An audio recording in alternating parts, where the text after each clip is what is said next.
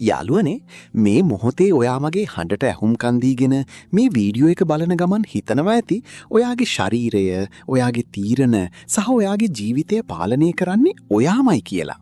හැබැයි වෛද්‍ය විද්‍යාව සහ ස්නායු විද්‍යාව නියුරෝසයන්ස් මගින් මෑතකදී සොයාගෙන තියෙනවා ඔයා සම්පූර්ණයෙන්ම වැරදි කියලා. ඔයාගේ හිස්කබල ඇතුලේ ඔයා කියන පුද්ගලයාට අමතරව ඔයාට කිසිසේත්ම පාලනය කළ නොහැකි ඔයාගින් සම්පූර්ණයෙන්ම ස්වාධීන වුණු තවත් අභිරහස් පුද්ගලයෙක් ජීවත් වෙනවා. ඔයා ගන්න හැම තීරණයක්ම ගන්නේ ඔයා නෙවෙයි. ඔයාගේ ඇතුලේ ඉන්න ඊ නොපෙනෙන අමුත්තා. අද අපි මේ වීඩියෝ එකකින් කතා කරන්නේ වෛද්‍ය විද්‍යාව අන්දමන්ද කළ මිනිස් මොළය සහ මනස ක්‍රියා කරන ඊ භයානක සහ අද්භූත ආකාරය ගැනයි. 1960 දශකයේදී ලෝක ප්‍රසිද්ධ ස්නායු විද්‍යාඥයෙක් වුණු රොජර්ස් පෙරි පුදුම සහගත ශල්‍ය කර්මයක් කරනවා. අපේ මොළය ප්‍රධාන කොටස් දෙකකට බෙදිලා තියෙන්නේ. වම් මොළය, left brain සහ දකුණු මොළය විදිහට. මේ කොටස් දෙක මැදින් එකතු කරලා තියෙන ස්නායු පද්ධතියට කියන්නේ කෝපස් කැලෝසම් කියලා. දරුණු අපස්මාර රෝගීන් පෙළුණු රෝගීන්ව සුව කරන්න දොස්තරලා මේ මැද තියෙන ස්නායු පාලම කපලා මොළයේ කොටස් දෙක සම්පූර්ණයෙන්ම වෙන් කරනවා. මේ සැත්කමට කියන්නේ ස්ප්ලිට් බ්‍රේන් සර්ජරි කියලා. මේකෙන් ලෙඩේ සනීප වුණා. හැබැයි ඊට පස්සේ ඒ රෝගීන්ගේ ශරීරය ඇතුලේ සිද්ධ වෙන්න ගත්ත දේවල් දැකලා ලෝකයේම වෛද්‍යවරුන්ගේ ඇඟ කිලිපොලා ගියා. එක රෝගියෙක් උදේට ඇඳෙන් නැගිටලා Tamanට අඳින්න ෂර්ට් එකක් තෝරන්න යනවා. ඔහුගේ දකුණු අතින්, ඒ කියන්නේ වම් මොළයෙන් පාලනය වන අතින් ලස්සන නිල් පාට ෂර්ට් එකක් තෝරගන්නවා. හැබැයි එකපාරටම ඔහුගේම වම් අත, ඒ කියන්නේ දකුණු මොළයෙන් පාලනය වන අත ඉදිරියට ඇවිත් අර නිල් ෂර්ට් එක උදුරලා විසි කරලා කළු පාට ෂර්ට් එකක් ගන්නවා. තවත් රෝගියෙක් Tamanගේ බිරිඳට එක අතකින් ආදරයෙන් වැළඳ ගන්න හදිස්සි වෙද්දී ඔහුගේ අනික් අතින් බිරිඳගේ මූණට ගහන්න යනවා. ඒ කියන්නේ මොකක්ද?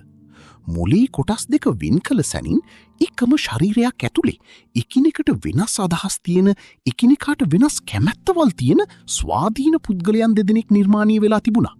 විද්‍යාඥයන් මේ ගැන තවත් ගැඹුරට පරීක්ෂණ කළා.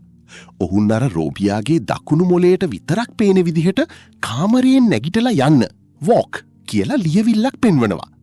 රෝගියා එකපාරටම ආසනයෙන් නැගිටලා කාමරයෙන් එළියට යන්න හදනවා.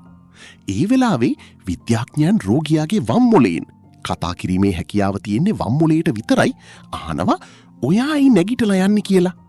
දැන් මෙතනදී වම් මොළය දන්නේ නැහැ දකුණු මොළයට අර වගේ ලියවිල්ලක් පෙන්නුවා කියලා. හැබැයි වම් මොළය මම දන්නේ නැහැ කියලා කියන්නේ නැහැ. ඒ වෙනුවට වම් මොළය ෂෙනිකව බොරුවක් ගොතනවා. රෝගියා කියනවා මට නිකන් පිපාසයක් ආවා. ඒකයි වතුර වීදුරුවක් බොන්න යන්න හැදුවේ කියලා. මෙන්න මේකට විද්‍යාවේ කියන්නේ කන්ෆැබියුලේෂන්, ස්වයම් රැවටීම කියලා. අපේ මොළය කරන්නේ අපි ගන්න හැම තීරණයකටම පස්සේ බොරු හේතු හදලා අපේ හිත රවට්ටන එක.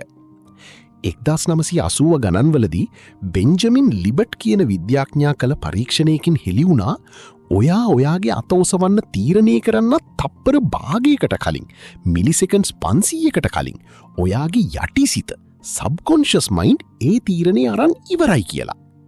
ඒ කියන්නේ ඔයා හිතනවා මම මගේ කැමැත්තෙන් මේ දේ කළා කියලා. හැබැයි සැබෑ ඇත්ත තමයි ඔයාගේ යටිසිත ඒ තීරණය අරන් ඉවර වෙලා ඔයාගේ උඩු සිතට කොන්ෂස් මයින්ඩ් පණිවිඩයක් යවනවා උඹ දැන් මේ තීරණය ගනින් කියලා. ඔයා කරන්නේ යටිසිත කියන දේ අහක නොබලා ඉටු කරන එක විතරයි. යාළුවනේ මේකෙන් පැහැදිලි වෙන්නේ මොකක්ද?